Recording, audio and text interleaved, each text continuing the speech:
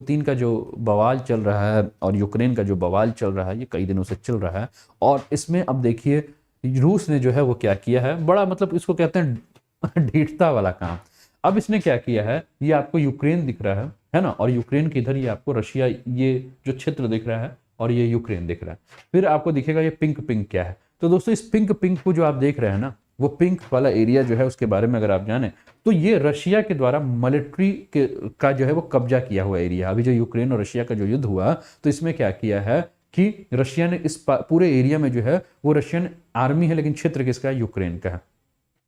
ठीक है ना। ये आपको जो नजर दिख रहा है ये एरिया, इस पे भी रूस की आर्मी जो है वो कब्जा की हुई थी, लेकिन फिर से यूक्रेन ने जो है उस पर अपना पुनः कब्जा कर लिया है। ये जो आपको डॉटेड डॉटेड मतलब थोड़ा सा ये लाइनिंग वाला जो एरिया दिख रहा है ना, ये पूरा, तो इसके बारे में, या यहाँ वाला एरिया देख रहे होंगे, या खरसान वाला एरिया देख रहे होंगे, तो यहाँ रशियन एडवांस है। और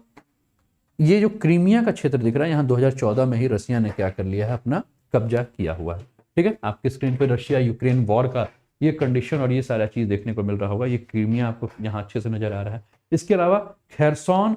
जापोरिजिया, डोनेट्स्क और लुहांस्क, ये 4 क्षेत्र ऐसे हैं जहाँ के रशिया ने जो है वो क्या किया हुआ, अपना कब्जा किया हुआ है। ये रशिया की राजधानी जो है वो यूक्रेन नजर आ रहा है। और रशिया के अगल बगल के जो देशों के बारे में बात करें तो आपको क्या नजर आ रहा है, ये बेलारूस नजर आ रहा है, जहाँ से रशिया ने इसके सहयोग से एंट्री की थी यूक्रेन में। ये आपको पोलैंड नजर आ रहा है, ये आपको रोमानिया नजर आ रहा है, ये आपको मोल्डोवा नजर आ रहा है। ठीक है, तो आपको वो क्षेत्र दिख रहे हैं जो कि आपके यूक्रेन के बगल के जो है क्षेत्र आपको देखने को मिल रहा है।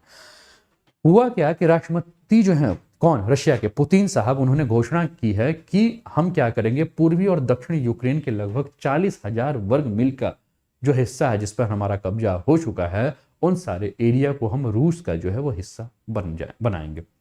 अब जब ये रूस का हिस्सा बनाने के बारे में बात किया, तो जो पश्चिमी देश हैं, जो वेस्टर्न कंट्री हैं, उन्होंने रशिया का जो है वो शुरू कर दिया क्या, निंदा करना, कि रूस ये क्या मजाक बनाया यार, तुम किसी देश पे मिलिट्री आक्रमण करते हो और उसके बाद वहां तुम उस हिस्से को कहते हो कि मेरा है। ठीक है ना। ठीक है, तो ये जो है वो सही नहीं है। अब रूस का प्रस्ताव है क्या है, रूस ये कह रहा है कि यूक्रेन के जो ये 4 हिस्से जो कब्जे में है, कौन कौन से, तो आपको नजर आ रहा है खेरसोन, जापोरिजिया, डोनेट्स्क और लुहांस्क। इन क्षेत्रों के बारे में रूस ये कह रहा है कि ये सारे के सारे जो क्षेत्र हैं, ठीक है ना, उस क्षेत्र के जो में जो है हमने क्या कराया, एक जनमत संग्रह कराया। और हमने जब जनमत संग्रह कराया तो वहां के जो लोग हैं वो ये कह रहे हैं कि हमें रूस के साथ नहीं रहना है, हमें यूक्रेन के साथ जो है वो रहना है। इसलिए हमें जो है वो माफ कीजिएगा, लाइन को चेंज करते हैं। जब जनमत संग्रह कराया गया तो उस जनमत संग्रह में वहां के लोगों ने ये कहा कि हमें यूक्रेन के साथ नहीं रहना है, हमें रूस के साथ रहना है। और इसलिए रशिया जो है उन सारे क्षेत्रों को जो है वो अपने अंदर मिला रही है। ठीक है ना। और कुल मिलाकर ये जो एरिया है, उस एरिया को रशिया जो है वो क्या प्लान कर रहा है कि पूरे क्रेमलिन के एरिया को जो है वो रशिया में की भूमि घोषित करने का पूरा योजना जो है वो रूस बना रहा है। और ये सारे के सारे 4 क्षेत्रों के बारे में बात करें तो ये सारे के सारे 4 क्षेत्र वो क्षेत्र है जहां लड़ाई जो है अभी भी हमें देखने को मिल रहा है। और यूक्रेन जो है वो क्या कर रहा है, अब बचाव के मोड में आ चुका है ना। यूक्रेन जो है अब बहुत ज्यादा जिस प्रकार से पहले उछल रहा था उस प्रकार से अब उछल नहीं रहा है, अब बचाव मोड में आया है और किसी भी प्रकार का रूस के ऊपर हमला नहीं कर रहा है। रूस सेना में सैनिकों की कमी को हल करने के लिए जो है वो मदद करने के लिए युद्ध में अन्य यूक्रेनियन से लड़ने के लिए वहां रहने वाले जो भी यूक्रेनी पुलिस हैं उनके लिए क्या किया जा रहा है, मसौदा तैयार किया जा रहा है कि भैया तुम लोग तैयार हो, ठीक है, और तैयार होकर तुमको क्या करना है, रूस के साथ जो है वो लड़ना है। ठीक है ना। अब ये कहा गया है कि इसी प्रकार का जो जनमत संग्रह है वो जनमत संग्रह 2014 में जो है वो क्रीमिया में किया गया था। ठीक है ना। और अवैध रूप से जो है वो कब्जा कर लिया गया था। और यूक्रेन ये कह रहा है कि रशिया जो है इन 4 हिस्सों में जो कि यूक्रेन का हिस्सा है इस पर भी जनमत संग्रह के नाम पर क्या कर रहा है, अवैध रूप से जो है वो कब्जा करने का प्रयास कर रहा है। अब अंतर्राष्ट्रीय समुदाय जो है, जब उन्होंने इस बात को जाना तो अंतर्राष्ट्रीय समुदाय जो है वो इसका विरोध करना शुरू कर दिया है। अंतर्राष्ट्रीय समुदाय में अगर बात करें तो रूस का जो सबसे बड़ा दुश्मन है वो है आपका यूएसए यानी कि संयुक्त राष्ट्र अमेरिका। तो संयुक्त राष्ट्र अमेरिका और उसके साथ जो भी यूरोपीय सहयोगी देश हैं, जो भी नाटो के मेंबर देश हैं, वो सीधे क्या कर रहे हैं, वो सीधे यही कह रहे हैं कि रशिया के द्वारा इस प्रकार का जो कदम है वो कदम बहुत ही ज्यादा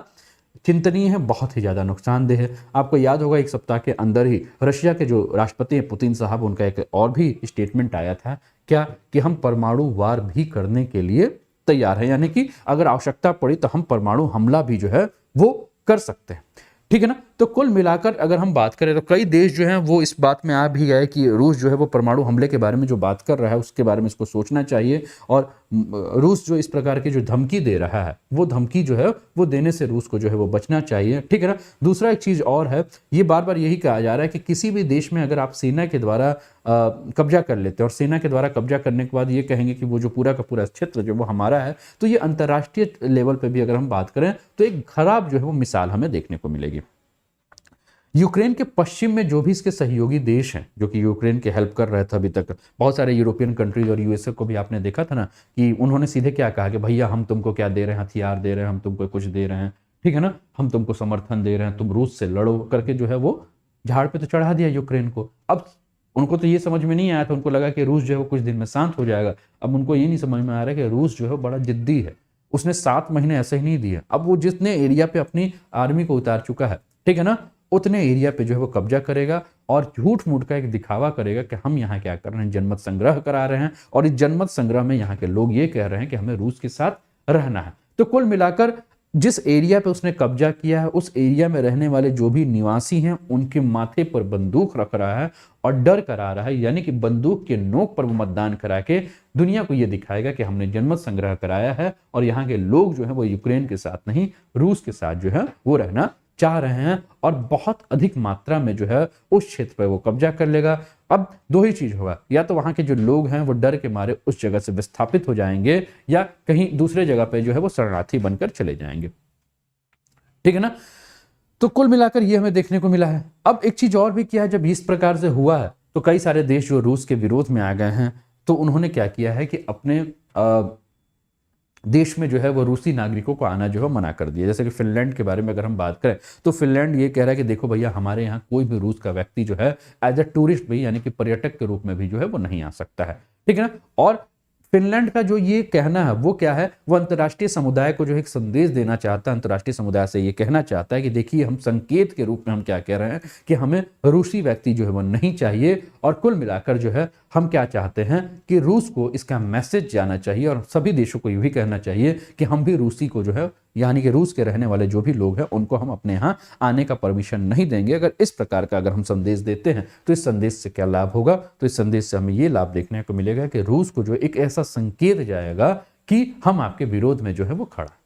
ठीक है ना। इसके अलावा अगर हम बात करें तो ये जितने भी कंट्रीज है, देखिए पूरा का पूरा बवाल आपको याद होगा कि यूक्रेन का नाटो में शामिल होने से शुरू हुआ था, ठीक है ना। तो नाटो का पूरा जो टीम है वो टीम क्या है, वो क्या कह रही है कि पूरे टीम के द्वारा ये कहा गया कि देखिए एक नॉर्ड स्ट्रीम जो है वो गैस पाइपलाइन है, ठीक है ना, और इस